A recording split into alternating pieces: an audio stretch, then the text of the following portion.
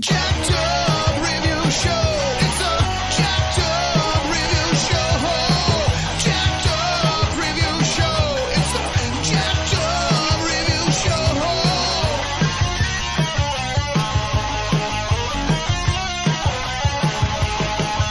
Join us as we cover many an insane movie and numerous cult TV phenomenons. Are you ready to get jacked up? Are you with us? Then listen on. Listener discretion is advised. It's a jacked up review show. It's a jacked up review show. Jacked up review show.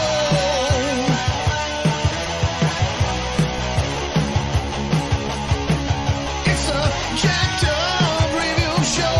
It's a jacked up review show. Jacked up review show.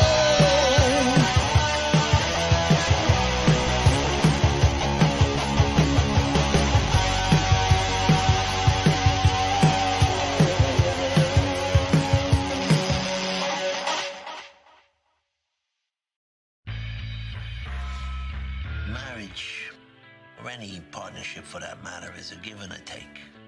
We are a family, so we're gonna deal with this as a family. All due respect, you got no fucking idea what it's like to be number one. Puss, don't let anyone ever make you feel like you don't have any options, because you got friends. Friends that would die for you. Any thoughts at all on why you blacked out? I don't know. Stress, maybe. Is everybody in my life bananas or what? I got problems at work. I got problems at home. Oh, poor you. Kill me now. Stab me now, please. You are his mother, and I don't think for 1 second that you don't know what you're doing to him. Grandma just called, started crying and hung up. So what, no fucking ZD now? Hey! Not getting any satisfaction from my work either. What line of work are you in? Waste management consultant. You may run North Jersey, but you don't run your Uncle Junior. Just when they thought I was out, they pull me back in. Our true enemy has yet to reveal himself. I'm warning you, do not do it!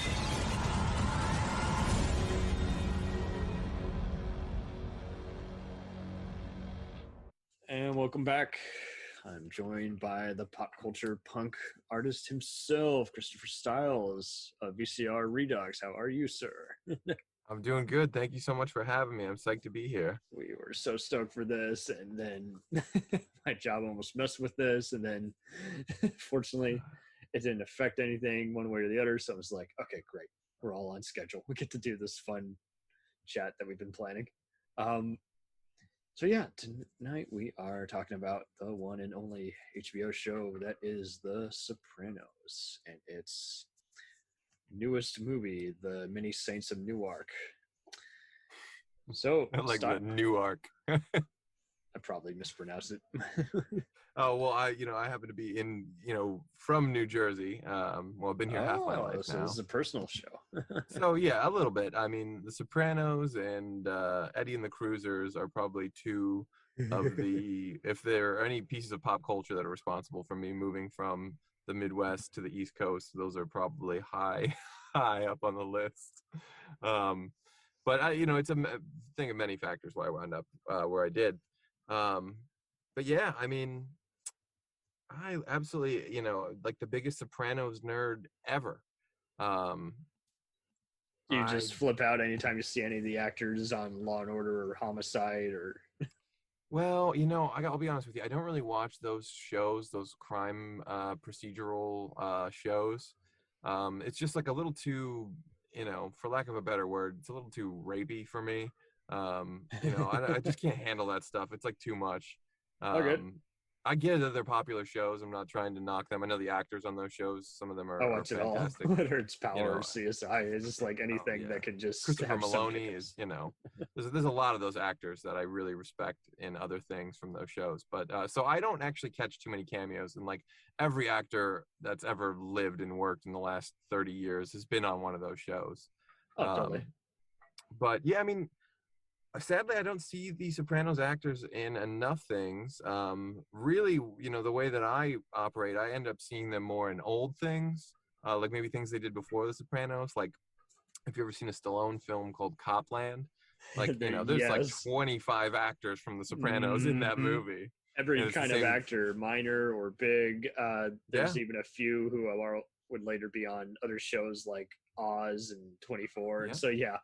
And then, even Ray Liotta winding up in The Many Saints of Newark, of course. There you go. Yeah. It really does all interconnect to Goodfellas. We're going to have a few Yeah. others who've been in other movies like Dead Presidents and Godfather. And Yeah.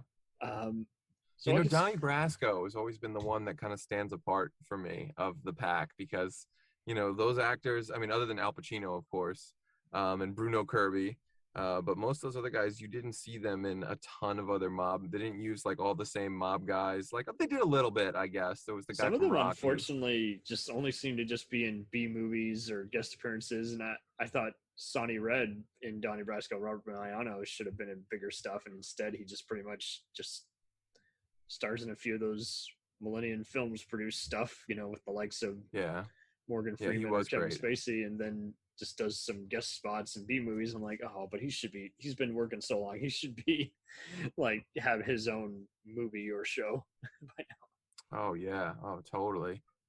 Yeah, he almost had that like Terrence Stamp kind of vibe, It's a very good parallel. There's a lot of those even British guys, especially like Stamp, who I'm like, they should be, Anthony Hopkins level, but they're not. But at least people like us will appreciate them. Yeah, those are the real heroes. The guys that like, you could tell people their name, but it's not gonna like connect with anyone. You just say he was in this and he was in that, and like, oh, I probably didn't see those anyways. And you're like, God damn this world. Those are the real heroes. I mean, like, I could meet Tom Cruise or Arnold Schwarzenegger, like, and like, I really wouldn't give a shit. But like, when I meet like C. Thomas Howell or like those types of, a little bit more like underground or a little bit more like from the 80s, that's when I lose my shit. Like that's. Oh, you might even like the show Bosch. I saw so many people from different kinds of movies and shows on that one. And okay, including Hal. And it was even interesting because I was like, oh yeah, it all makes sense. Some of these actors have worked with him in some of those independent movies he did there in the 90s. So there you go. So check that one out. Oh, totally. So our show ran from 99 to 2007. Was it 99? I always thought it was 98, but that does make sense. I think it was pretty much that. That's just it. It's just like, it was all kind of a blur. I think it was heavily promoted during 98 and then just finally premiered in 99. But that would also make sense. Yeah. So it follows strip club owner and mob boss and family man from New Jersey, Tony Soprano, who gets his world rocked by his kids, his wife Carmela, played by Eddie Falco of Oz fame, his therapist, Dr. Malfi, played by Lorraine Bracco of Goodfellas, scheming psycho, Ralph, played by Joe Pantoliano. Also of Eddie and the Cruisers. There you go. Tying it all together. His uncle, Junior, played by Dominic Chianesi from Godfather 2. Right. His protege and cousin, Christopher, played by Michael Imperioli from Bad Boys. And Goodfellas and Oh, Basketball Diaries. Every other 90s movie.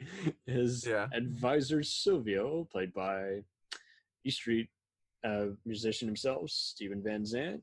His henchman, Paulie Walnuts, played by Tony Sirico from Dead Presidents, and his traitorous henchman, Salvatore. And the Godfather, And the Godfather, yeah. He was an extra, but that counts. I think it was in Goodfellas too, I think, though. I think so. I think so.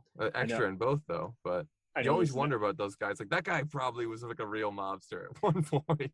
They probably were on a round table as like people who need to act, otherwise they're going to be in actual trouble with the law. Yeah, right. So then there's Big Pussy, played by Salvatore. Vincent Who Pastore. was, Definitely again, in another... Goodfellas.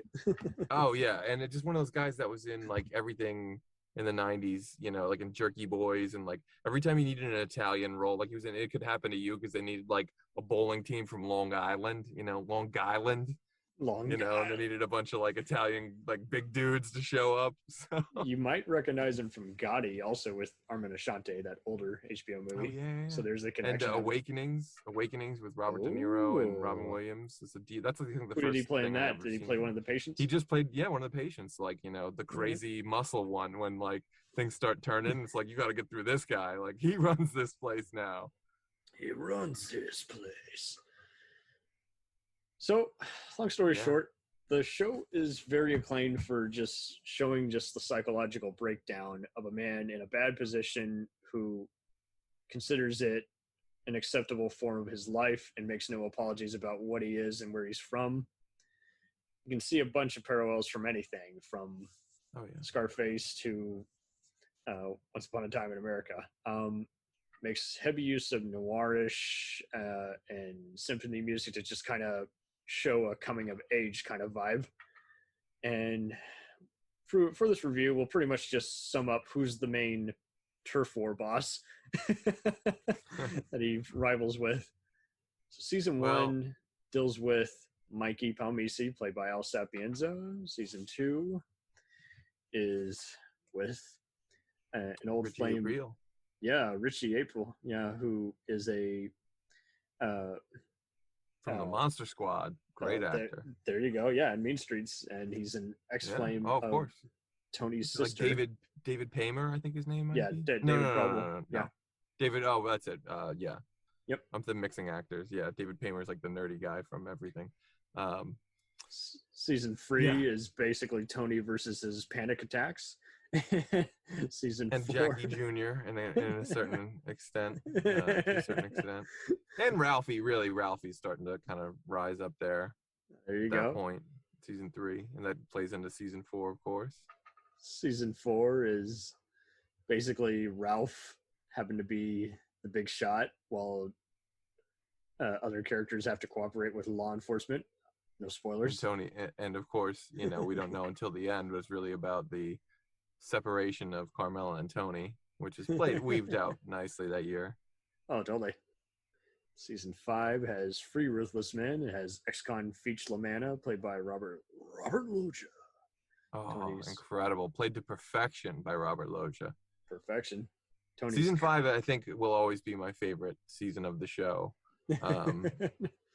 It just felt the most like unique, you know, at that point. Like the show had kind of settled into a groove, and having them be separated for like pretty much the entire season. And the bear, like the metaphor with the bear, I just absolutely loved it. And I loved all those guys coming in.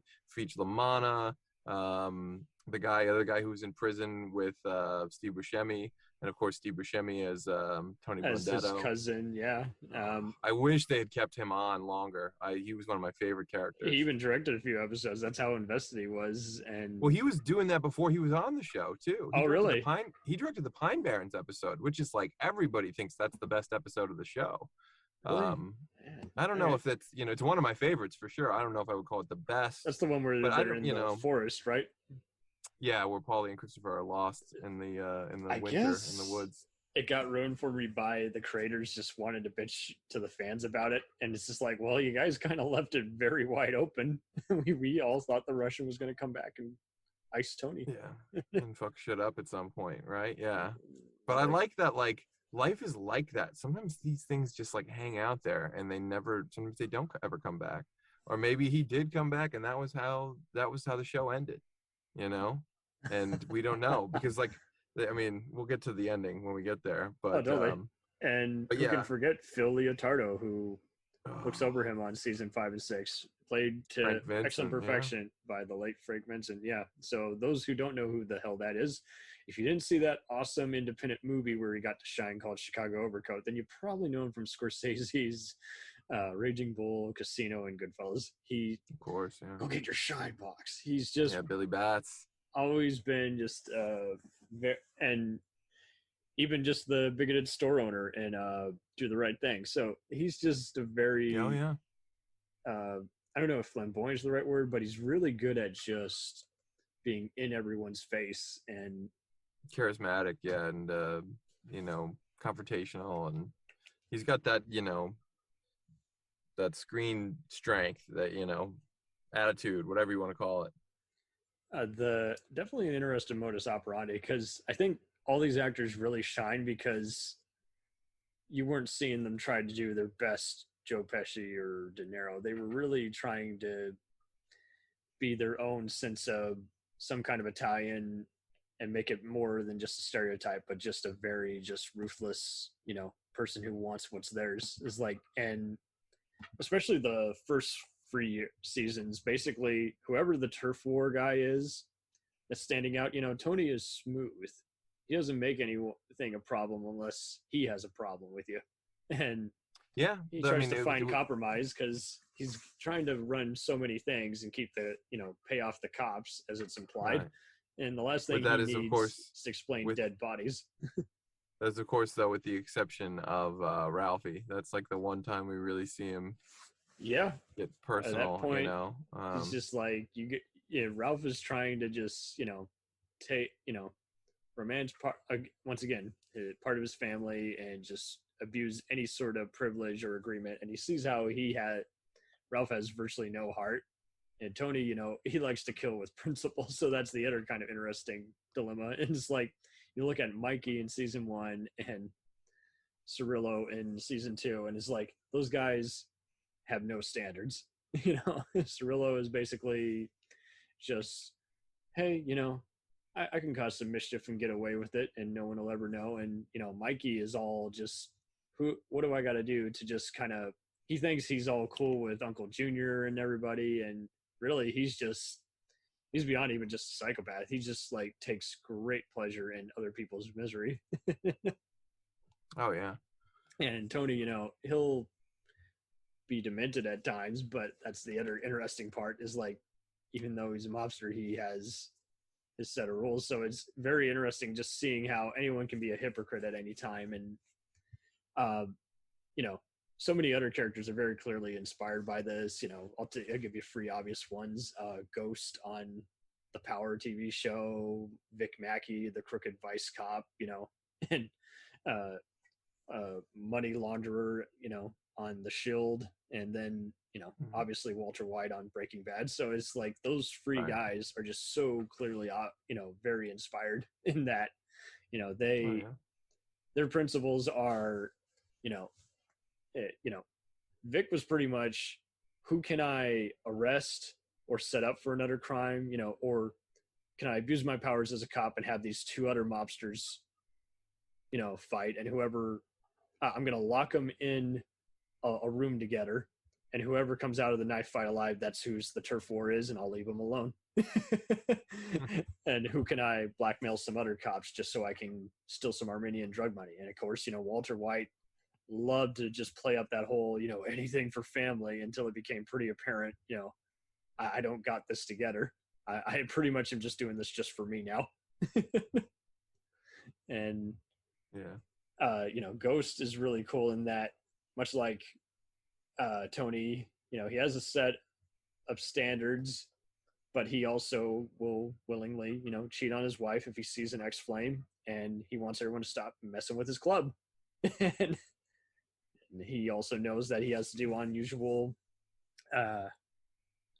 partnerships with other ruthless criminals. So Tony is interesting in that he basically, he even kind of downplays what kind of a business he runs. It's just one of those in the middle of nowhere kind of crappy strip clubs, and it looks lame on the outside, but it's great on the inside, obviously, and bada bing bada boom. Right. And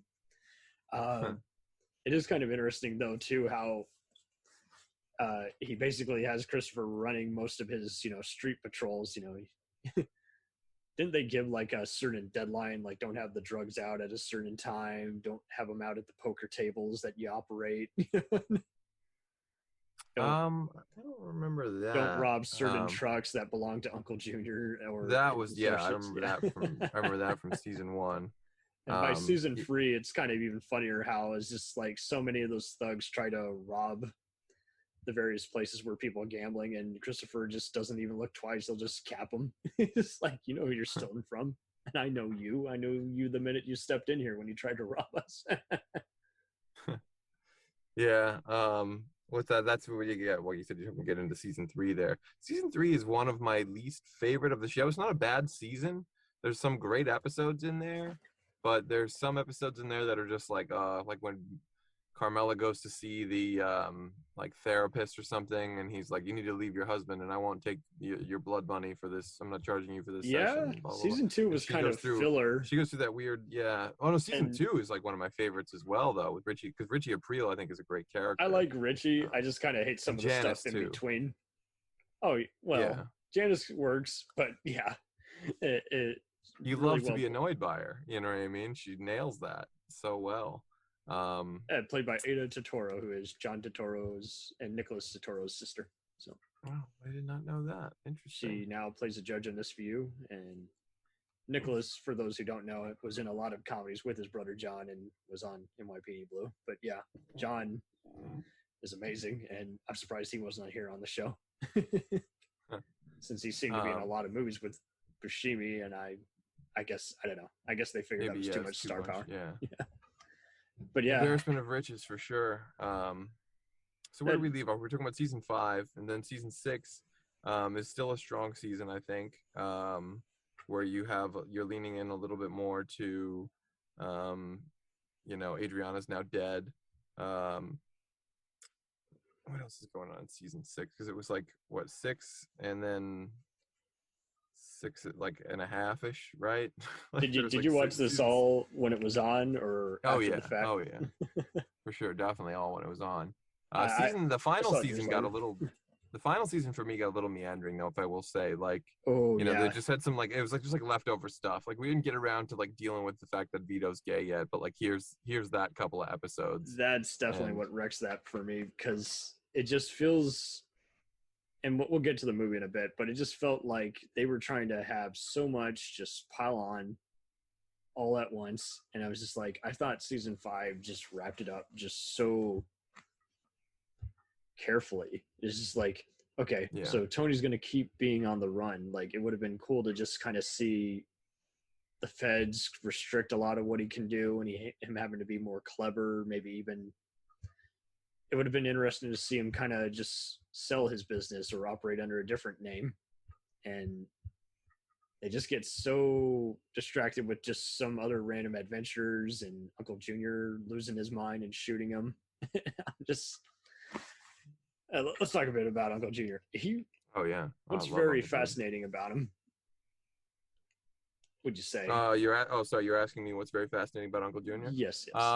Well, in the show, I like that they play, they don't just limit him to being the old fogey. There's a lot going on under the surface. Like, you see the way Lydia kind of pulls his strings, and she knows very much what she's doing. And just his embarrassment at certain things, and I will say Tony's mother is so annoying. Oh yeah, you love to hate her, right? Absolutely love to hate her.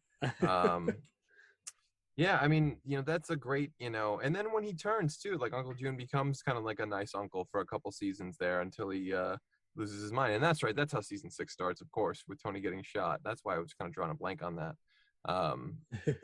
And then season 7, got a little weird. Ended strong though. Wait, I love season the finale. 7. Or season, I call it season 7. It's Okay, season because they 6B split it up. season 6B, whatever. Yeah. But it's basically, if it was just 4 or 5 more episodes, it would have been as long as all the other seasons. So yeah, it's weird how basically Matthew Weiner, who, nice name, or is it Weiner? Anyway, who created Mad Men, started out writing for this, and you definitely see a lot of his same kind of abstract material. I hear he's not too nice a person in real life, so it kind of makes sense to me that he knows how to characterize all these. Maybe, I don't know. I never really watched Mad Men. I'm so bad at new stuff. Sopranos was the last piece of new pop culture that I was really, really obsessed with until Cobra Kai happened. Oh, there you go. But yeah, I don't know. I guess we'll get into the movie a little bit if that's cool. Yeah, no, okay. So Newark is basically just a prequel that really doesn't have much to do with Tony, but more of his mentors and people who watched over him. That was pretty surprising. I myself, I'll just throw the first stone out there. I was pretty let down, you know. Good performances by the actors for Great the most part. acting, but I was just yeah. like, okay, these would all be kind of. It's kind of like if you did kind of a movie about just some other kind of folk hero, but then you said, let's just tell it through 6 people who happen to kind of know the guy. And I'm like, well, I mean, it was brilliant to just cast James Gandolfini's real life son, Michael, because he looks so much not only like his father, but you could tell he kind of might have a future cut out for him as an actor, and there's just not enough time spent on him. So Yeah. I know they said just like, oh, some people who don't know about it might like it, and I'm like, I disagree. I don't think it stands at all. I even had trouble keeping up with it. I was just like, wait. You know, to me, it invokes all these things, but it just seems like it doesn't really have a whole lot to say about them. And like It's the some twist, of the portrayals, like Vera Farmiga twist- kind of plays Tony's mother as more kind of like Eddie Falco's a little bit, Carmela. yeah. And I'm Oh like, yeah, you could see a little bit of a connective tissue there for did sure. she study the wrong person? You know, yeah, there were some roles that were hit or miss for me, like the young Silvio, the young Paulie. I didn't even realize it was them. Yeah, Really. no. Like there was nothing, you know, and again, when you come back to the show, the way they cast those 60s and 70s scenes on the show was like amazing. You know, like the guy who played Tony's dad on the show was also the actor from Carlito's Way. He's one of the guys chasing Al Pacino at the end. Oh, really? He's a great, Okay. Oh, yeah, great, like old school mob actor. Been in a couple other things too. But you know, I he do was just recall perfect. that at the butcher Perfect. shop, because it was just he so cuts off the guy's surreal. pinky. Anthony, what I fucking tell you, you know? Right, and you instantly see how, Tony was going to become some man ruled by crime one way or another, just scarred by violence, and it's just second nature to him. So, yeah. And so, you know, for me, even the young Uncle June from the show, I liked better than the one in the movie. I just didn't really feel like that was, you know, a lot of these people, I didn't feel like it was them. And on the show, they always nailed that. They always made totally. me feel like that's who that is. That's young Janice. That's young Tony. That's young blah, blah, blah, you know? and non-viewers of the show were like, who's the narrator? I'm like, yeah, they don't tell you who it is. It's Christopher narrating, but Which is weird. It hit me a little strange out of the box, but I was like, okay, well, they know what they're doing. They'll make it took me great. 5 seconds to get adjusted weight because it just felt like his voice was a little more raspier there. Like, so. Yeah, a little bit, a little older. Even then, I just didn't, like you say, it's not really as good a standalone movie, let alone even a prequel movie. It's kind of just meh. And yeah, it doesn't so really well say shot anything. and acted, but it's like, okay. Doesn't say anything about Tony or like how he, you know, it's just like, oh, he didn't want to get into it when he was young, but then doesn't show how he did change his mind, which would have been the interesting thing to see. We should have seen when Tony actually first killed someone or something, you know, and just like maybe just see him just kind of maybe pick up the pieces of how to sell drugs or something, you know, just give an idea of his life of crime, like maybe, I don't know, see him working out in a gym and just narrating, but it seems like they were just so intent on just kind of just being random, let alone referencing earlier, you know, period piece movies. And it's like when they focus on Vietnam, that's what really lost me there. And I was like, okay, here's the thing. The Sopranos reference the economy and the Iraq War numerous times, and it almost always ends with, but it's not our problem right now. Because they're fighting their own personal war, you know? Of course, yeah, of course. So to me, that's where it really was a contradiction. I was just like, okay, you know, it's you know, yeah, I agree. There's just a lot going on. There's a lot of things going on in the movie, and they have very little to say about any of it. You know, like to me, where it succeeded the best was just being a period film. It was just like, okay, yeah, this looks and feels like the 60s. They didn't like fake out. They didn't cheap out. They did it right. It's, you know, if Leotardo could have been on the show, that would have been great, but it didn't happen. Yeah, I think they just like, you know, same thing. I know Frank Vincent wanted to be somebody in season 1, like Paulie or something like that. And they were like, no, you know, it's a little too similar to Goodfellas. Right. One of the henchmen got recasted a few times after just auditioning numerous times. And then finally David Chase had to put aside the fact that he didn't like the guy. And it's like, yeah, no, I guess he wants to be on here, so we should put him on here. I'm like, come on, dude. They're talented. Put him on there. Oh, totally. Yeah.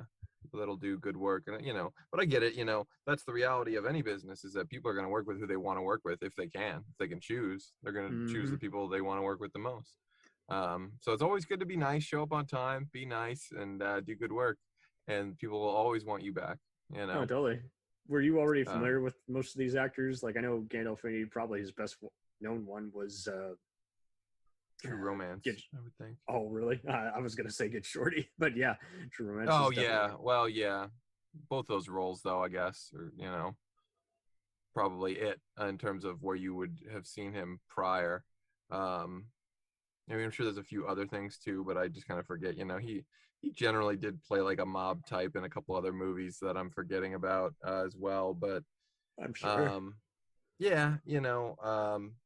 Just some people Even just hearing born him to talk play. about how he would be inspired to play certain people, and then what movie was it? Gandolfini said he encountered a real life mobster and he was kind of freaked out.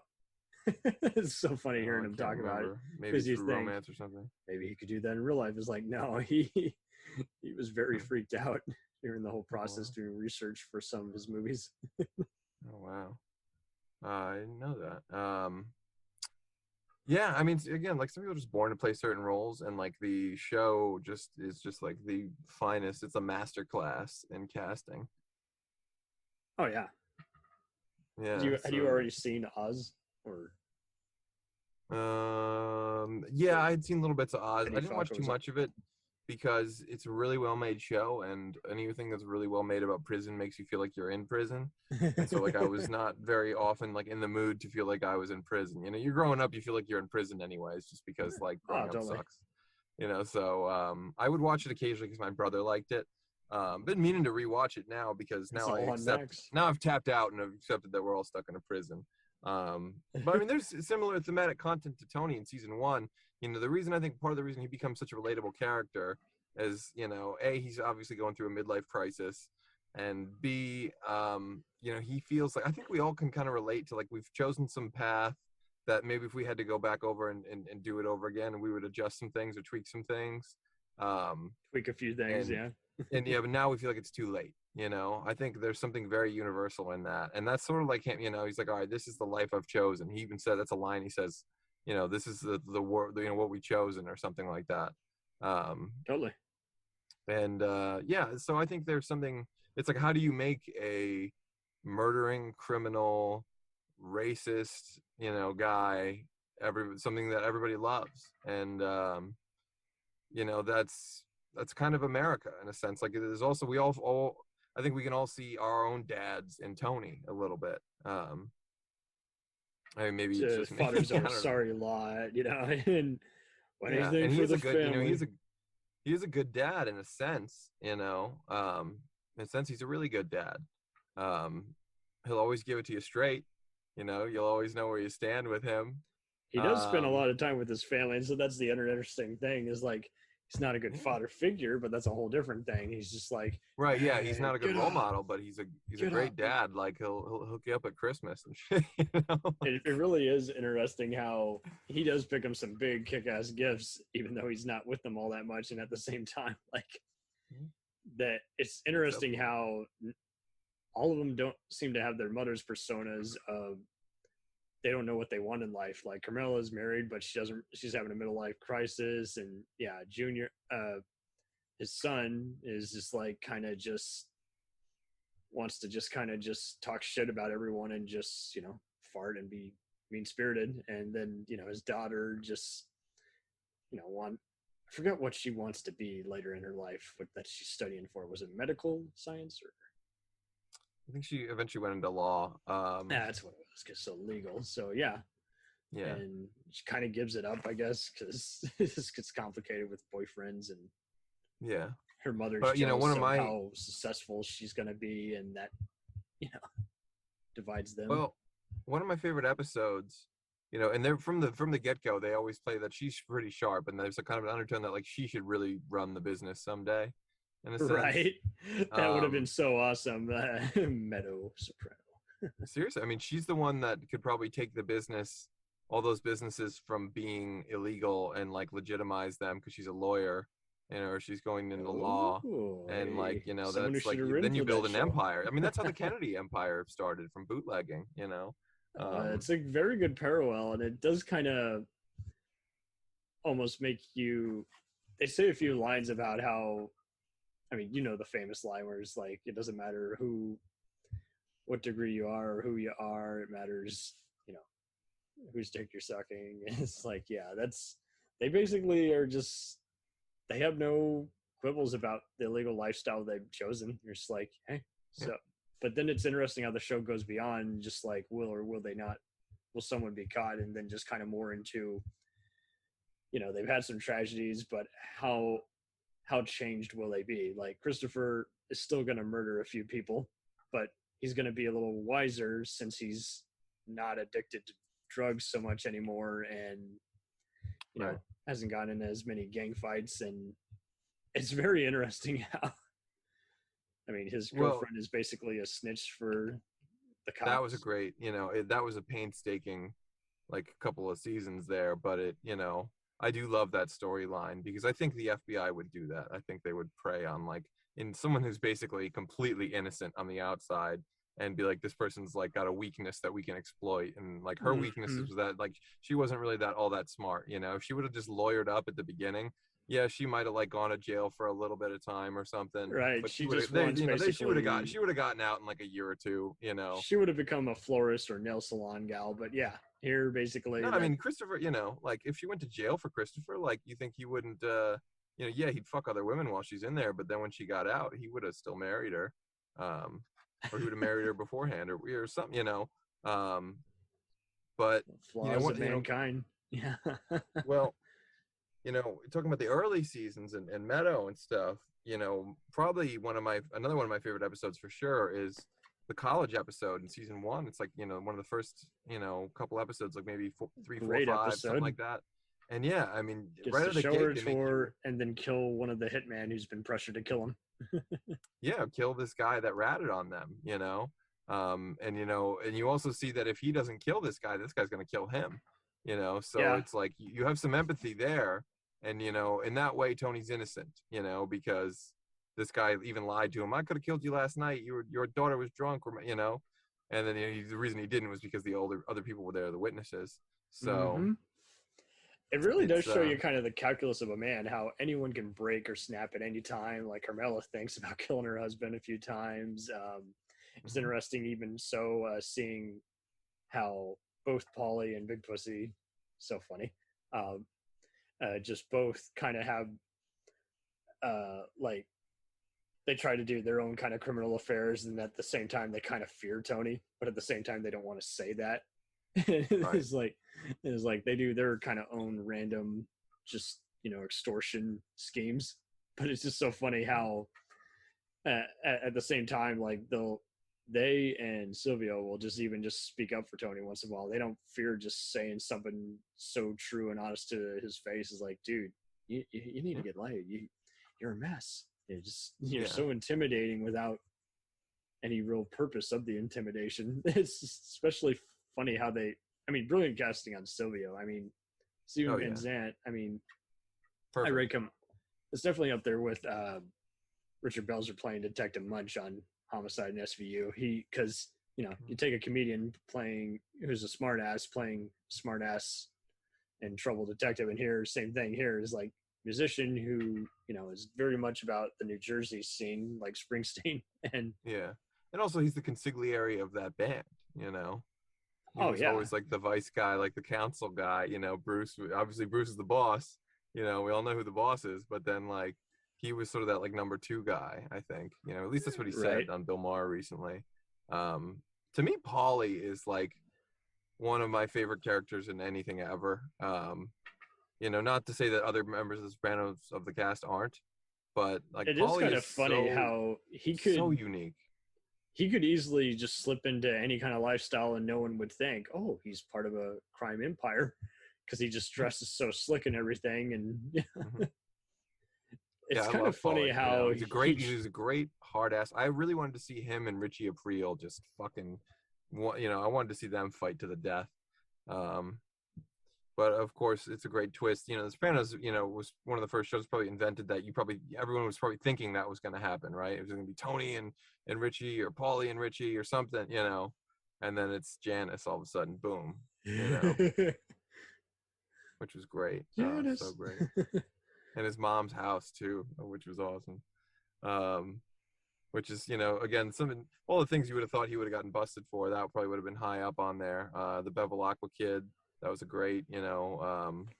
They do really showcase how a lot of them have even other unwritten codes that you never even think about. Is like, here's what the mob wives are up to. Here's what the just other guys who just come to every meeting, and how they talk smack and it gets around, and next thing you know, it's like, whoa, got to diffuse this before this becomes the newest turf war. Yeah. Michael Imbruzzo, I think is his name, does a good job. You see him more in season 5 when the other guy, Tony Lip's character, who was the basis for the character in Green Book, you know, the one with the glasses. The guy with the glasses. Going, you know, just in which season? He's in all the seasons for the most part. He's always hanging out with Tony. And the guy who was a rat and he croaked. Ray Curto. I don't know. That's the guy I thought that there's that guy that was there from season 1, and then you find out he's a rat in like season, you know, 3 or 4 or 5 even or something like that. And then when he dies, they even say he lost a major contributor to Eugene. Oh, Carmine. Oh, okay. Yeah, I saw him in New York one time hanging outside a club. No way. Yeah, I mean, I didn't like say hi or anything. I just like walked past him. I was like, "Holy shit, that's fucking Carmine!" Like, cool. It was like out on a Saturday night at like 3 a.m. I was like, "Good for you, fucking living your best life, sir." If you see the movie Green Book, you'll pretty much get an idea of what his life was like. Okay. Yeah. No, I've seen it. Yeah, I did see that one. It was, even though it looked, you know, ridiculous to me when I saw it coming out, I was like, "Oh, great, another white savior movie!" Like, you know, it's Driving Miss Daisy .2, basically, 2.0, you know, whatever. The family of the musician didn't approve it, but it was also, and the screenwriter was basically the son of Tony Lip. So it's like, yeah, it's basically he's an asshole, but some degree of it happened, so it didn't bother me. It's like, if I'm going to say savior movie, it better be a really poorly made, just whitewashed. Funny. I did a Q&A panel with Lloyd Kaufman and like the whole Trauma team, and he was talking about that movie because it was like just out at the time, and he was like, "Yeah, and the Farrelly brothers, they used to do respectable work with like farts and dicks and jizz in the hair, and now they sell out and do this Green Book bullshit. Like, I lost so much respect for them." And I'm just like, I love you, Lloyd Kaufman. You're the best. Lloyd really is nice guy. Really sweetheart of a man, Lloyd Kaufman. And hilarious. And the right kind of humor for someone who's just realizes how any degree of these businesses just change. And so it's like, I can't blame him for just saying, "Hey, I'm going to form a company that just makes deliberately, you know, cheesy movies. We just buy the wackiest kind of things." Yeah, they make them cheap, and they have an army of people willing to die for them for free to get them made. Yeah, you're right. It's incredible. Like, you know, you can't. No one's ever going to do that again. You know, no one's ever going to have something so great. People will work for you for years for free just to say they were part of this or part of that, you know. And that's how James Gunn got his start. That's how all these people, you know, a lot of people got their starts working with Lloyd. You know, Canon Films wouldn't have happened without Lloyd. What did he do for Canon? He did an early movie with them called Joe, which was like their first success other than I think it was their first success in America. But they don't tell you on Golan Globus. Yeah, I love Golan Globus. Don't get me wrong. I'm a total Canon junkie. Shout out to my friends at Retro Fiend Radio. They make some of the best Canon documentaries. Those guys are great. Seen. Yeah, those guys are amazing. That's a good parallel because it is kind of funny how the Sopranos just kind of talk about how every once in a while is like they like a really good movie, and I just thought that was brilliant having Jon Favreau on there playing himself, and he's really creeped out. That too, yeah. Christopher's discussion, so much fun. And Christopher would make a great screenwriter, and it does kind of make you wonder, is like how many people in the business are He would just- until you read his stuff and then you see how terrible it is. right. You know, like the guy, like, oh, it's got soft tar on the roof. You know, the roof is soft tar. You know, the guy's got tap shoes. You know, he managed to get the drop on me, like all that stuff. You know, Right. And it's like, how do you know so much of this? And the funny thing is, he would have been a great actor. You see in the couple episodes where he's doing the acting workshop. He would have been great as an actor. Because he obviously has these complicated emotions. And the show that's on draw HBO from. now, Barry with Bill Hader as a hitman, considering acting is kind of a good parallel. Oh yeah. Because I haven't seen that show, but I've seen the promos for it. Yeah. Some people were even comparing some of the plot twists to like season 3 and 5 of The Sopranos. Is like, yeah, okay, so it just kind of. Wow. Well, where do you think this franchise could go next? Because it seems like they did a video game, and it was kind of ridiculous. I think honestly, I can't imagine too many people are going to be blown away by the Many Saints of Newark. So whatever they do next, it's going to be an overreactionary thing because that's what Hollywood does. You know, like in give you an example, like with Superman, right? Superman Returns. They're like, we're going to bring back the old Donner stuff and retcon 3 and 4, and you know, make this little emotional movie where emo Superman doesn't throw one punch the entire time. So the next time you see Superman, he punches everything. Like, it's all punching. Like, he punches through buildings, he punches through, you know, and it's like, okay, that's cool, but like, it's more realistic than him not punching anything, or more interesting at least, but like, maybe they went a little too far with it. And then the next one, people were bitching about the destruction of Man of Steel. So then they have like fight in this place and they have to be like, oh, they're on this island. That's uninhabited. Like, there's no one there. They can demolish buildings and no one gets hurt. Because everyone's migrated over to the internet in the all digital age, we've just gotten all the overreactionary shit that we weren't getting. Yeah, everything's decades the before. absolute best or the biggest piece of shit. Like, there's no like, wasn't for No me. in between. I wasn't blown away, you know. It's like we got to avoid all the snobs and everything, and it's just like, I think the other thing interesting too is just like this show, it definitely could have only been made on this network, and it is kind of funny how the president of it, who's now like the head of Stars, I think coincidentally, I think his name was also Christopher, but is like he wasn't too crazy about it, but he acknowledged its success, and he kind of got into a violent dispute scandal. So I thought that was kind of funny. It's like, so I guess so the president of HBO is basically Tony Soprano. Makes sense to me. Oh man, that's too funny. Yeah, you always wonder about those nefarious, you know, what's CEOs. You know, like I one of my favorites from the '90s is Grosse Point Blank, and John Cusack's a hitman. And he's talking about the idea of countries, nations, things. It's like a team jersey or something like that. You know, like it's all irrelevant. You know, there's like varying degrees of legality. Like, yeah, if I do it for the government, then it's legal, but I'm a spook, or I'm a this, or I'm a that, or you know. That's a great movie, and that's a great parallel because yeah, for a while. Just to wrap this out, Sopranos came first, and then Analyze That came later that same year. And it's just so funny how they were having a comparison contrast. And I was like, there's not even a comparison. I mean, there's a therapist talking to a mobster. That's it. That's so different. And totally. Of course they heard about it. You know, they were both by Warner Brothers for entertainment. So someone talked and gave someone else an idea. And it is kind of funny how, just looking at the other lawsuits other companies have been in, like Deep Space Nine versus Babylon 5. So it's like, yeah, people blab, but it's just so funny. It's like, why was anyone even comparing that silly comedy to the serious show?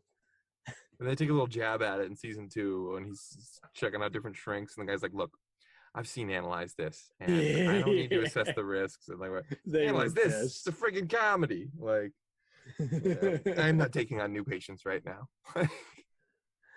That is a great line. Oh man, such a great show though. And so where I think they'll go next, honestly, I think it's going to be okay, what worked, what didn't. So the thing that probably worked best, I think that almost everyone would agree with, is that, you know, Michael Gandolfini, whatever, James, his son is great, is Tony. You know, you could do that, you could do more with that. And I would, you know, for me, I'd just honestly consider a prequel series, because I don't think the show works in 2-hour form. So I would do a prequel series about Tony coming up in the 70s, late 70s into early 80s, and like Tony Blundetto cast a young Steve Buscemi. There's still more story to tell there. You know, we didn't some see other Keith LaManna at all. screenwriters, because it seemed like they got some other people who had worked on other shows like X-Files and Homicide, and they were really good. You know, what all three of these shows share in common is there's always just a scene where someone's looking out and kind of having a meltdown or just daydreaming. It's like, Yeah. they need to have some even more surreal kind of psychological breakdowns, because I mean, I see this show's kind of influence anytime I'm seeing someone talk to a shrink or just have some kind of coming of age dilemma. And I mean, I think it was Terrence Winter. I've seen him work on other bigger stuff, but I just could never get into Boardwalk Empire because I just like Sopranos, which is so inspired by some of the other off-color John Gotti type guys who would try and avoid jail time by claiming, psychological breakdowns or insanity. And with that one, it just kind of felt like, okay, they're just going for the motions of virtually every, petty criminal who ripped off each other, and not really any surprises for me on that forefront. Is like Uncle Junior, very heavily inspired by a lot of the Whitey Bulger types, and it's like, but he stood on his own 2 feet. I never felt like any of these guys couldn't easily rival a real life person, kind of like Rocky could easily rival Muhammad Ali, and he's a fictional character. And it's just like, and it's just very interesting seeing how, like, I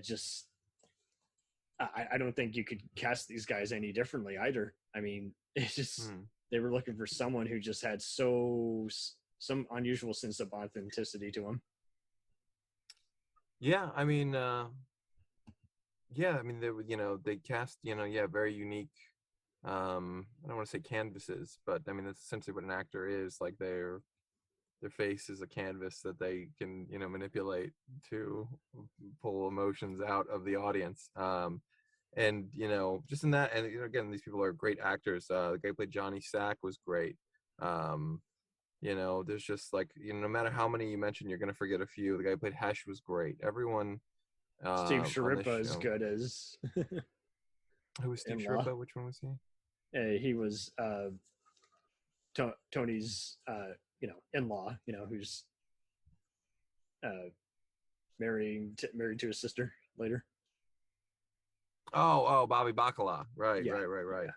Yeah. Again, it just like, I'm always gonna forget somebody. There's just so many great actors all over this show, and great weird cameos and stuff too. I used to get mixed up with Jeff Garlin. That's the funny part. Well, so did Uncle Junior in that one episode. Where he's watching Curb Your Enthusiasm. He's like, "Is this me? My trial? What's this?" Oh, I forgot. Junior, this is a television program. It is kind of funny how both that and Oz have episodes later on where they just basically just start making fun of HBO's programming. It's just very meta. Oh yeah. Of them. Oh, super meta. I love that. HBO's the best at that. But honestly, I would bring it back as a show because I have this theory, right? You just need more time to develop this. Yeah. Yes, that you need to get the right stories and angles and stuff like that. There's a reason they haven't had to share any of their shows with Netflix, because they were Netflix before it was a thing.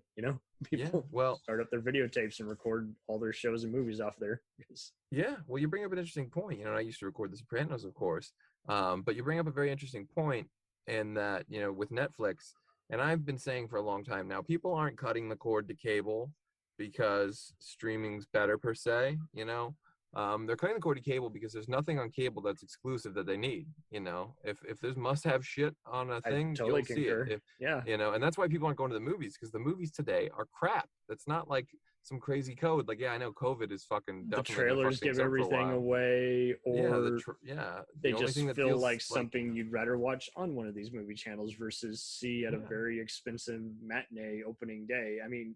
Because it always feels like something you've already seen. I never feel like, oh, I've never seen that one experience. I'm going to go see that. I have to go see that. No, and it's just so hard to find something that isn't an overblown franchise. Like, Yeah, the Marvel stuff, of course. I often, the last few movies I've liked have been ones that have starred the likes of Frank Grillo or Gerard Butler, because they're, or even Liam Neeson, because they're just throwbacks to a lot of those gritty 70s and 80s movies. So it's just like, totally. And it's getting even more annoying having to see our famous other just pop culture savvy stars, like in, the Planet Hollywood guys, just show their age a bit, or just yeah, I mean, look at like Tom Cruise. I mean, it's getting so ridiculous what he's willing to do to convince you that he's still 25. Like he literally strapped himself to the side of a plane, had it land and take off 7 times so they could get the shot. And that's real. Like he didn't. And he's crazy enough to do it, so he can... and like that. I just feel bad for the pilot. Like some guy had to do that 7 times. Like the anxiety, even if you're fucking nuts, Tom Cruise, and that doesn't stress you out, like guarantee you it stressed out 1,000 other people in your life and that pilot and people in his life. And like if something, a thing of birds flies into the engine, then that guy's Conrad Murray. He killed Tom Cruise. Tom so Cruise. Yeah, seriously, and people would hate him, because Tom Cruise is a fucking national treasure. He's a narcissist. I think, I mean, not necessarily to me, but I recognize, and I'm not trying to just knock him. I love Tom Cruise. I think he's a brilliant actor. I love Magnolia. I love Born on the 4th of July. I love Rain Man. I love a lot of his movies. I wish he would do more of them and less Jack Reacher, Mission Impossible 47. Totally. Especially when they're all deviations of the whole Mission Impossible formula. It's like, okay, he's gonna play a spy, and so when I see everyone, Night and Day, like this is bullshit, man. Like go back. Now's the time you're supposed to be making like those movies that you wanted to make when you were 20 to prove that you weren't just a pretty boy. And now you're like 60 and you're vain, and you're like, no, I'm still a pretty boy. I'm still a pretty boy. He's at the 3rd stage of his career, while with these Sopranos actors, I mean, they were at the 2nd stage of their career, and basically, everyone goes back and starts looking at how a bunch of them are in a lot of the works by Abel Ferrara and company. And I'm just like, okay, cool. I'm going to check those movies out now. And it was like they were already big in the acting scene, and it's just they got even bigger because they're on 2 hit HBO shows back to back. Thank you ever so much for being on here. This was Thank you so much for having me. This was great. Well, where can we find VCR Redux? So we're on a channel called Fandom Spotlight for you YouTubers. Our shows also will be going up in podcast form for you listeners on the Hollow 9 network. VCR Redux streams live every Wednesday night at 9 p.m. Eastern Standard Time. There's a live chat so you can tune in and have your pitches be heard. Basically every week we resurrect a different franchise and bring a new version, a new iteration of it, a new episode in 2021. So this week we're doing horror. We're doing some horror stuff right now for Halloween. So we're doing 4 weeks of horror. We just did let's see, Nightmare on Elm Street, and next week is we just did Nightmare on Elm Street, and then next week is Friday the 13th, and then I think that's followed by Leprechaun the week after. So check out our Friday 13th episode this Wednesday at 9 p.m. unless this goes up later. So I should say the date. It's Wednesday the 13th, right? That's why we're doing Friday the 13th. Yeah. Please share those. Yeah, absolutely. Thank you so much for having me on. We'll have to have you on VCR Redux sometime. Oh, man, I could talk Wishmaster and all those other cult franchises with you. I just say those. Oh, great. That's what we do, man. That's what it's all about. Movies that, if they were going to do a direct video sequel, how would you make a great one worthy of the title? The 2-pack from Sony or Lionsgate on your team. Oh, yes. Oh, now you're talking. Hell yeah. Well, absolutely. Thank you so much again. This was a great time. And totally. Hopefully, strap, man. It's foot soldier time. Hell yeah. Yeah, man. I'd love to come back on. And like I said, also, you're welcome on VCR Redux anytime. Okay, perfect. Let's see what our schedules are. Make it happen. Yeah. Dave Wolf is on here, everybody, ladies and gents. So, he's going to tell us briefly about Sopranos. So, you saw it in its prime when it first premiered on HBO, or did you see it later when it was collecting all these? This is fun. I saw it during its run, but I started watching probably right after the 3rd season. Oh, nice. Okay. Yeah. So because we got to go back to this time. This is like, when did it start? 98. Yeah, starts in we 1998. finally are about to get TiVo, but it was a while, guys. If you missed it, you missed it, unless you set the videotape. Yeah. So television was so much different at this point, where there was no such thing as prestige TV. I hadn't watched Oz, which I really think started this television revolution. Oz was on HBO too. Phenomenal show, and it's It's so excellent show, but I hadn't seen it. And I started hearing a lot of stuff about The Sopranos. I was in law school at the time and had some classmates that would get together and watch it, actually. But I was just so skeptical because television wasn't like that. It was just like no. TV. So I didn't even give it a chance when it first premiered. And it was breaking through the mold. By the way, because they typically, other than The Godfather, they didn't want to touch gangster stuff. There's plenty. I think the one HBO executive who got fired for like some girlfriend abuse or something, he didn't like that, or Sex and the City. Is like, yeah, they're on our channel, but we secretly don't care for them, even though our subscribers say otherwise. And so that was kind of interesting too, how just seeing how they got so lucky with it and they kind of embraced it years later. Yes, yeah, exactly. So, is it okay? Can I switch to speakerphone? Sure. Yeah. Yeah, that sounds good. Hang on, one sec. Okay. Up, back it in. Let the recording begin. Let me see. Can you hear me? Yes, sir. Right. Sorry. All right. So I did not watch it the first season. I didn't even watch it the second season. I think while the third season was airing, I rented back in the video store. I rented Yeah. right? You'd catch up. That's the thing. You would have to catch up. Dude, I binged this thing like crazy. Like there was no such thing as binge watching, but it's what I did. And I was really blown away by the series at the time and there was nothing like this on television before. Like since then, I think it's been surpassed. I think the best series of all time to me is Breaking Bad. Oh yeah, and we've had some other edgy shows recently, like Shut Eye, Barry, Ray Donovan, even the Power TV franchise. I highly recommend. But yeah, I mean they all owe their bread and butter to this. Over the last 20 years, we've had a lot. Even The Shield is still always being discovered each year, even in crappy real life times. Everyone's like, oh, I can totally see what a demented heist show this is, even though it's looks like a cop show. It's got a lot of robbers, especially ones with badges. So for for younger people who are just used to a world where like television, quality TV, it may seem strange, but we didn't have that at the time. So when I watched this show and saw the directions it took, which were completely surprising, and the plot twists that made sense. They weren't bonkers without being actually bonkers. You know what I mean? Yeah. It was like they went there that you thought would happen, but in a different way. And yeah, it was extraordinary, and it really. I mean, I fell in love with the series, and I think the first 3 seasons are still among the best seasons of any television series. And then I think it declined in quality in seasons 4 and especially 5, picked up a little in 6 again.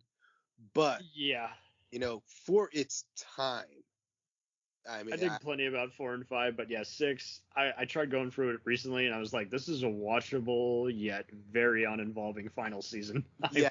Although I gotta say, I mean, I did love that ending. That ending thing, I loved it when it happened, and really, oh man, you didn't like it. But don't get me wrong, I'll defend St. Elsewhere. I understand. People liked how it just ends because I get it. It was technically kind of an irony because usually every gangster show has to kind of just end in a final shootout, and they didn't go for that. And I took it as his death.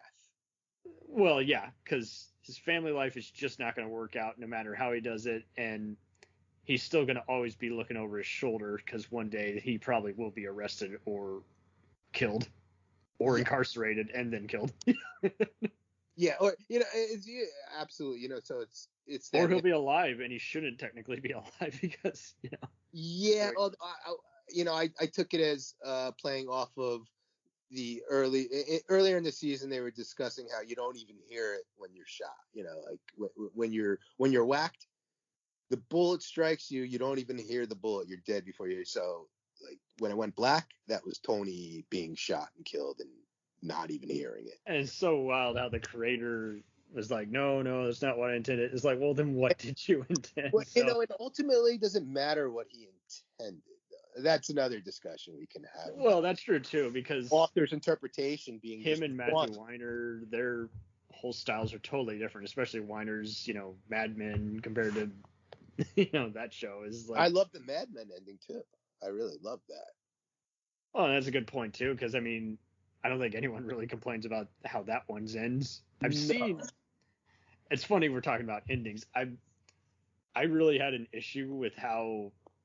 I was okay with how X-Files ended initially, even though a lot of people complained about it, and yet everyone's still complaining about how it ended when it came back. So I'm like, I don't think it was ever going to have an ending that would satisfy anyone. And then there are plenty of other shows.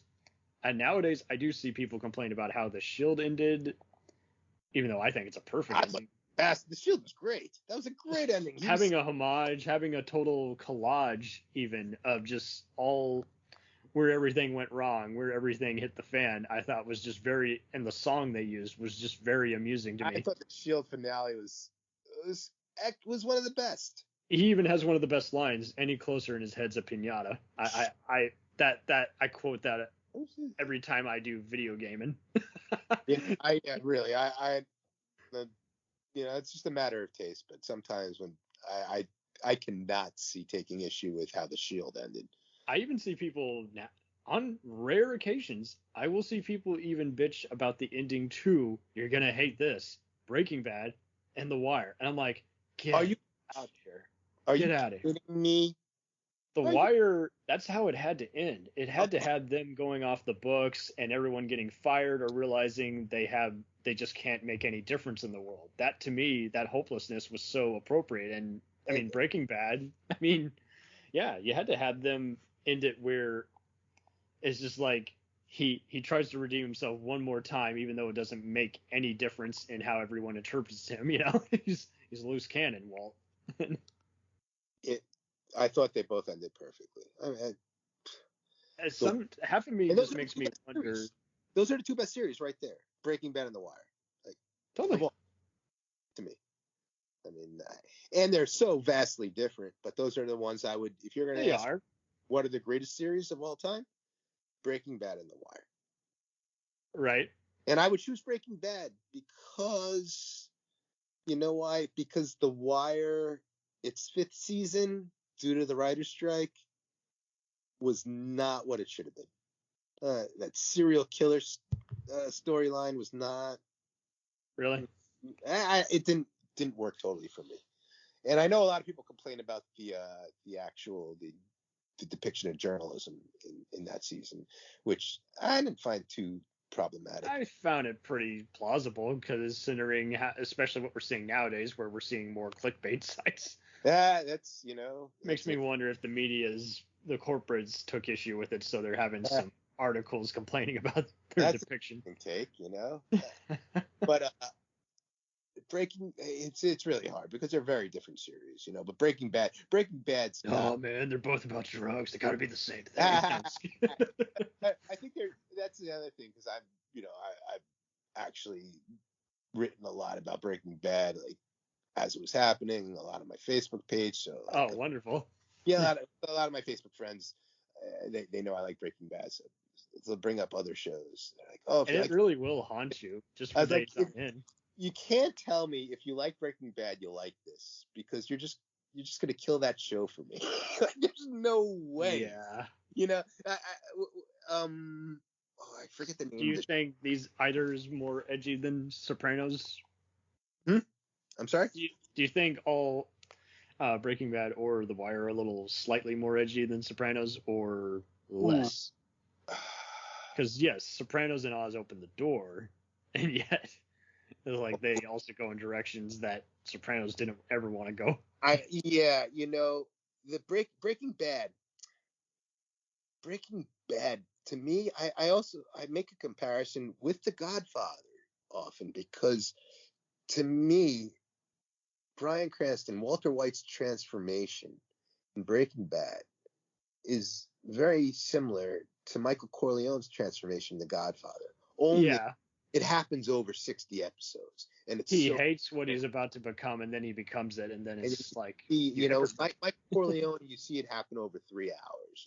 The beginning of The Godfather, he's this kid coming out of World War II. He's like, family's not me, Kate. And then by the end, yeah, I'm a dangerous man. He's slaughtering her. He's Michael Corleone, The Godfather.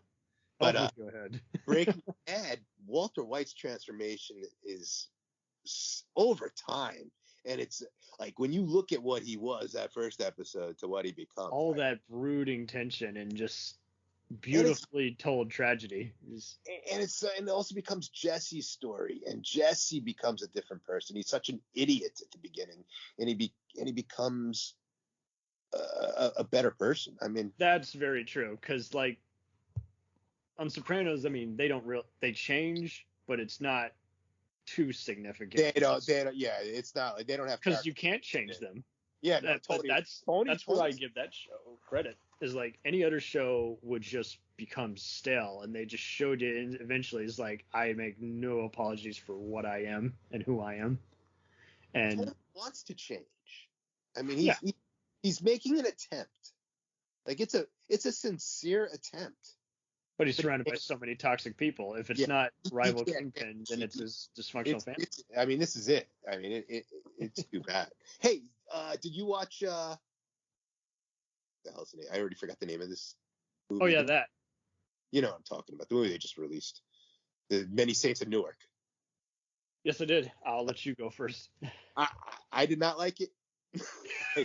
I really did not like this movie. Long story short, I guest starred on my friend of the show, Galaxy of Films podcast, and he had another guest on as well. And what's funny is the two hosts, neither of them had seen the show. One of them kind of liked it just because they like anything. It reminded them of Once Upon a Time in America, yada yada. And the other was just like confused and bored and just like, it looks good, I don't like it. And me and the other guest were both like, we're huge fans. This is not a good standalone movie nor a good prequel. Like, it's just more confusing and underwhelming than it is involving. I think I'd have liked it better if I had never seen The Sopranos.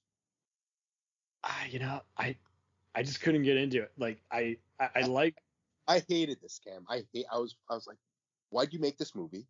You're throwing in these little sops to the fans that aren't really deep. There was one scene in the entire movie I liked. It was the scene when Johnny came home from prison. And I thought this was like classic Sopranos. And it's the scene where Christopher's crying anytime Tony tries to touch him. And I really enjoyed this 5 minutes where Johnny comes home, and the rest of the movie, I don't know why they made this film. I dug Ray Liotta, but he should have just been on the show in general. Yeah, but no, the Many Saints of Newark, just not a good director either. Like Alan Taylor, he's just had he's always been kind of a. And they threw in all this racial strife that's not dealt with any depth. Like it kind of just comes and goes to where you're like, what was that about? It's like, here, we'll throw this in because it's timely now, and it was timely then in a way, but it wasn't really part of the Sopranos story. I concur, and as much as I like Leslie Odom Jr., his character was interesting, but it's just because he has presence as an actor versus why is he going around instigating people. Yeah, I would.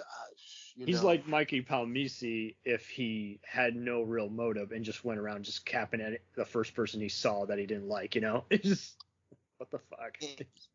My expectations at first were really, really high for this thing. And then they were tempered when I started hearing some stuff about it from people I trusted, which, they weren't so thrilled with it. But, it really was a shame because, like, you can make a good. It could have been great. It should have been great. That's why I go back to the Deadwood movie. Like, I thought that did a good job of wrapping up. Yes. And Really? also making it make sense. Like they had flashbacks, so people who hadn't seen the show weren't terribly lost, you know? Such a contrast. It was a really big disappointment if you were looking forward to it. And yeah, it could have been done right. And it wouldn't have been that hard. Not at all hard. And You've had what, 15 years? 15 years to think this over, and I know many people. It took them a while. Do with a new Soprano story, and this is what you come up with. And Christopher narration, I mean, Imperiale's voice has changed somewhat, so that to me already didn't make sense. Like, is he dead narrating this to us, or is this him? There's a bit of time live talking about this, but yeah. I tell you, Gandolfini's kid though. Spitting image of his father. I appreciated that. He looked great, but he was so not focused all that much. It was like, this would be like if it wasn't even his story. It was no, and that's not what they promised. So it's just like, this would be like if let's talk about the rise and fall of the Roman Empire, but let's focus on someone who may or may not have known the guy who had something to do with Caesar's death. You know, it's just like, come on. This is a side story. It was just strung together. It's like, okay, let's see. If we do this, well, it'll still be consistent with the show, so we could do it. Yeah. It's not like anything you ever considered. No. It's like, that's what really bothered me. It's like, because then there were people who enjoyed that stuff. They're like, oh, we learned so much about this kid. I was like, you didn't learn anything about that. You saw a different movie, guys. Yeah, exactly. There was nothing there. It was a big nothing. And why are they so obsessed with the Vietnam War when they already had their own war to fight? They don't give a shit about the economy unless it's tampering with their business. They're very selfish because they should be. That's how anyone would be in their style of life. Yeah. The best I could say for it is that at least I got to watch it streaming. Same. I'm so caught up this year thanks to HBO Max. I'm like, I didn't have to go to a theater and get COVID. Although I think I mentioned that, and you mentioned the same. I have not watched Dune yet, and I'm not sure I will. I'll see. Well, in all fairness, I mean, it would be better to just wait for the second part, and the fact that it just didn't get greenlit.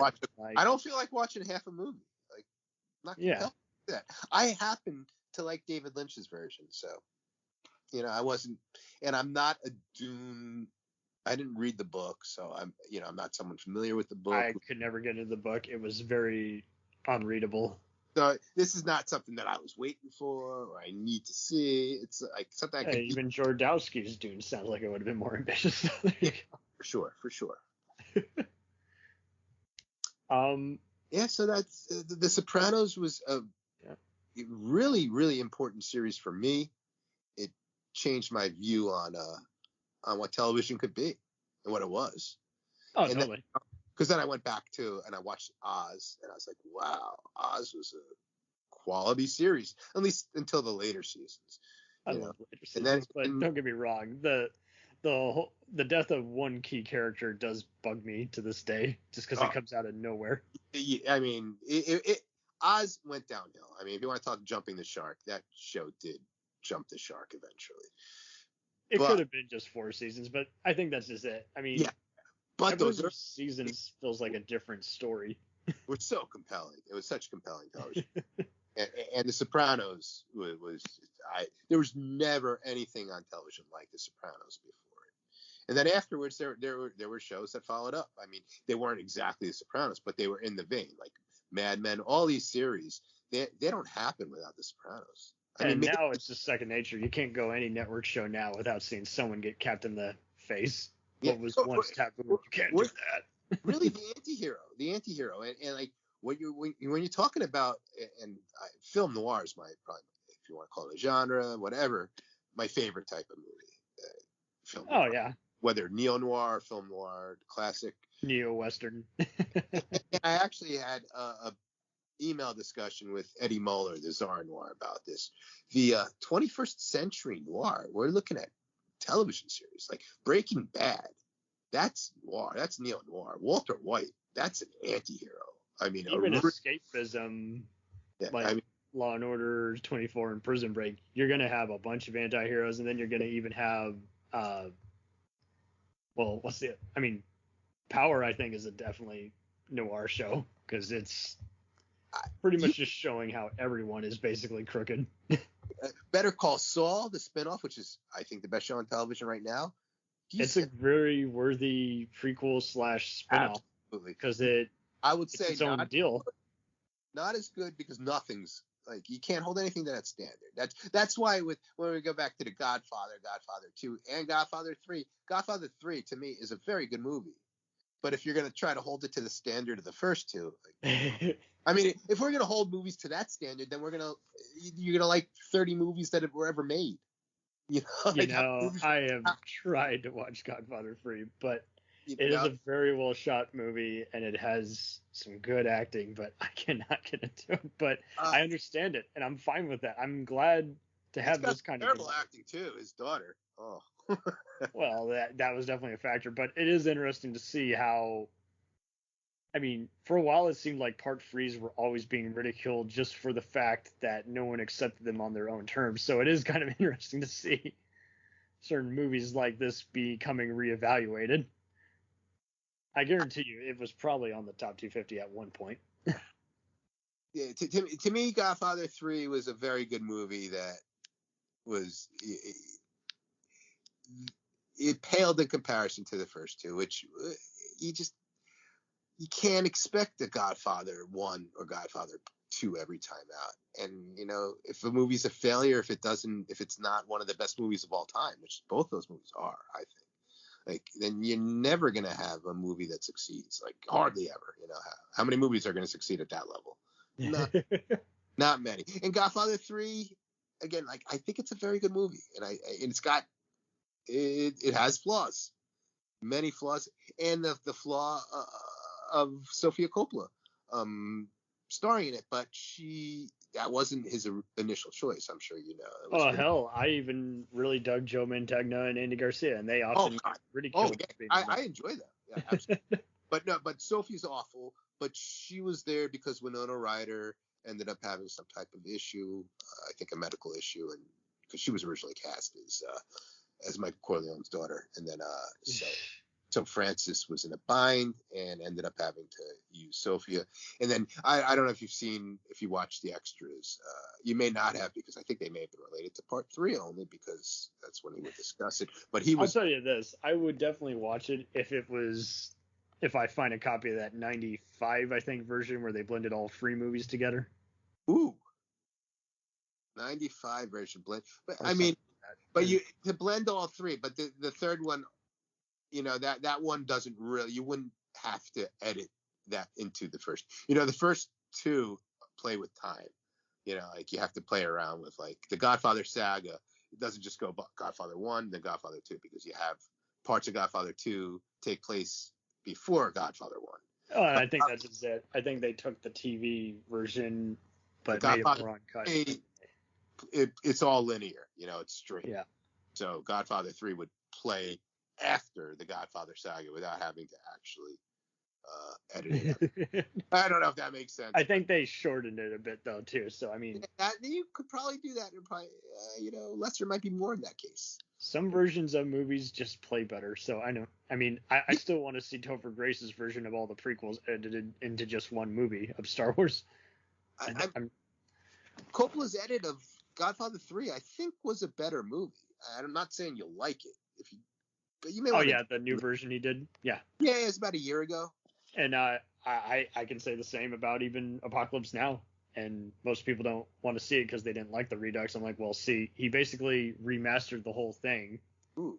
And I don't know. Yeah, because I was not big on the Redux. Yeah. Well, he took out the moments of the Redux that everyone had a problem with, and that was all the extra sex and sleaze. And then I think he shortened the French stuff, but he remastered it. He totally just went back and took out the reels of film, and it's never looked better. Wow, I should. I haven't watched it in a few years, actually. The Blu-ray, I think you can get way more discounted on eBay now, so I totally recommend. You can get it in 4K too if you want. So I don't have a 4K television yet. Neither do I, but I'm just saying if you do. I'll get that television. I'll have to replace my Blu-rays again. How many times I bought some of these movies, Cam? Well, Sure you do. well, plenty Sure. of us have, and at the same time, I mean, who wants to even fork out $40, right there? And like you say, are you doing it just for bragging rights or just to collect shelf space? It's just like, why are you really doing this? And something's always going to go. They're going to strip some special features that were like part of the thing. I'm like, oh, do I have to hold appeal, on one now? right? This is a special feature I need. Even if I listen to the commentary track once, I still want to have I it. still need to keep it. Yeah, I am crazy like that. Absolutely. Because there are some tracks where you're like, that makes, I don't know. I do like some commentary tracks because, especially with TV, I discovered it was fun because sometimes the actors would just be having a real hoot, being very witty, and you're like, this is becoming some different kind of commentary track. I love it. Yeah, when you get a whole group of them together. Mm-hmm. Oh man. So very cool. Great to have you on here. This has been great having you on here. Awesome. I had a great time. I'm looking forward to recording tomorrow too. Alrighty. All right. Thanks so much. This was awesome. You rocked it. Thank you. We'll return after these messages. Hey, feeling down? Feeling low? Not enough podcasts about movies in your life? Why not try They must be destroyed on sight. the new Podcast Cure-All? Sure to get you right with the world and on a path to better living. We have exploitation, we have Italian horror, we have zombies, we have slashers, we have crime films, we have spaghetti westerns, we even have sci-fi and sex comedies. So take a dose of They must be destroyed on sight. as needed, and let the hosts, Lee Russell, Daniel Harper, Paul Romali, and the odd guest host cure what ails you. Warning, may cause atrophy, African consumption, black fever, bone shave, chin cough, colic, cramp colic, dropsy of the brain, elephantitis, grocer's itch, jaundice, mania, miasma, mortification, palsy, Pott's disease, rheumatism, scurvy, St. Anthony's fire, summer complaint, and worm fit in some people. Consult a physician before listening.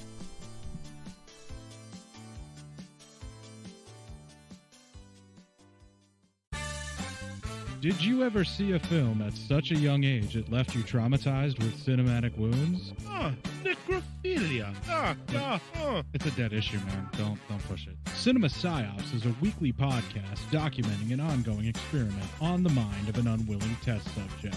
No one should have to watch this movie. Oh, no one should have to watch this? No one should have to watch this movie. Surprisingly, it's not a topic that a lot of people really want to tackle. I'm shocked, prudes. I know, really. Right? It's the next sexual frontier that no one wants to explore. I am, in the most sincerest of senses, disappointed in you. It takes a powerful goddess like Connie, jam her arm down the monster's throat and kill it. Oh, I'm still tripping out over that. Even as a kid, I was like, I gotta find a girl like that. Every week, I get a new look of disappointment that I never thought I could get out of her. Unimaginable. At 12 years old, you should not be watching this movie. Obviously. At 13, you should not be. 14, you shouldn't be. I'm not entirely sure even 17-year-olds should be watching this. Just because you're offended by something doesn't mean that you have the right to demand that it doesn't exist. Watching this film again, I had all of this like little nerd glee with everything that kept little popping history all popping up absolutely. at you. So I totally loved this film. Hey, I know why you couldn't see that. It's because your brain's warped from watching this shit at 12 years old. Yeah, this is a rough movie. I told you ahead of time when we were getting ready to do it that it was going to be a rough How could you watch one. this shit at 12? Because physical wounds heal, cinematic ones don't. Listen to Cinema Psyops. Hey everybody, I'm Corey. And I'm Zach, and we're the hosts of Podcasting After Dark, a cast dedicated to late-night horror and sci-fi of the 80s and 90s, often found on HBO and Cinemax. You know, the movies your parents didn't want you watching as a kid. You can find us every other week on Apple Podcasts, Spotify, Podbean, and Stitcher. This is what you want. This is what you get. It's time, let's check our cue, baby. Pair it with a couple brews, baby. We love good movies. We love the bad ones too. So we watch them all and pass their lessons on to you. Oh yeah.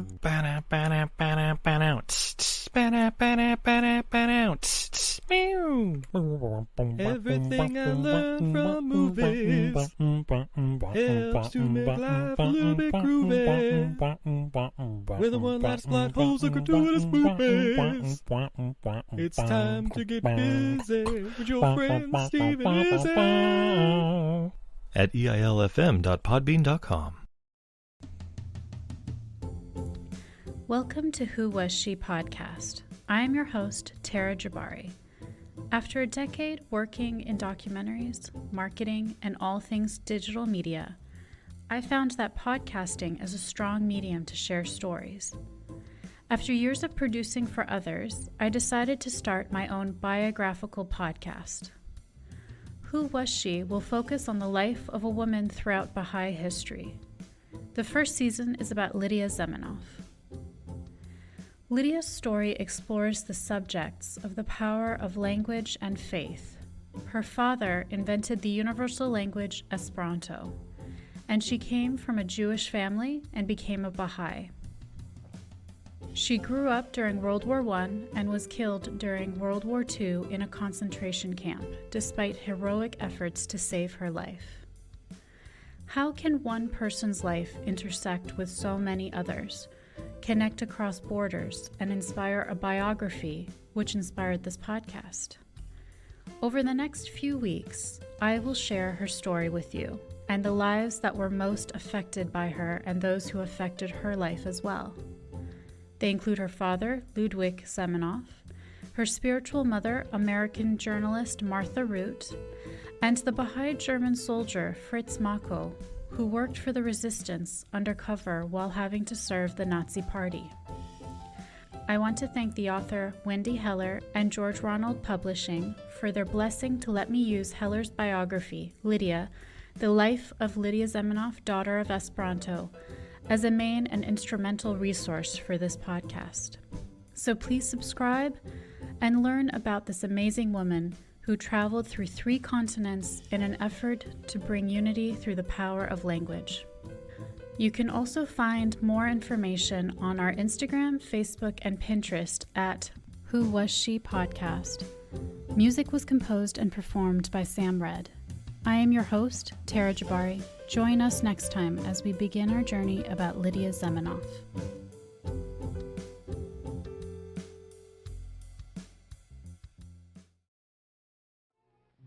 Are you sick of the same old stale podcasts? Well, then join Vanessa and Darren as they dissect movies of all kinds. The 2 lifelong cinema lovers bring their favorites, curiosities, and first-time watches to the operating table and inject them with a healthy dose of snark. Then there's the waiting room, where they examine books and short stories. So just look for them on Apple Podcasts and where fine podcasts are available. They're part of the Legion Podcast Network. Follow them on Twitter at VDClinicPod. Join them on Facebook at facebook.com/groups/VDClinicPod. Or email them at vdclinicpod@gmail.com. They're ready to cure what ails you. And still, they just might be a little contagious. Hi there. It's Heather from the Watching Netflix Without You podcast. Did you know that there are over 1,200 Netflix original feature films and documentaries? And that number is only growing. So I've made it my mission to watch as many as I possibly can. Then, with a delightful guest or guests, disclaimer, more often than not my brother Ryan, we spend an episode rating, reviewing, and discussing a film at length. The first half of every episode is spoiler-free for those who haven't seen it yet, and in the second half, after a very clear spoiler warning, we dive into it. And that's really about it. You can listen to Watching Netflix Without You on Apple Podcasts, Google Podcasts, Spotify, and more. We now continue with our program.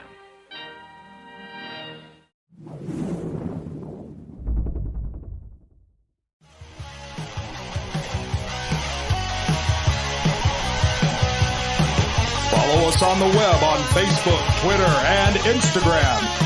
The podcast is available on Podbean, Spotify, iHeartRadio, Anchor, Apple, and anywhere else podcasts are available. Feel free to review our show and leave comments on any of those sites. Thanks a million for listening. It's a jacked up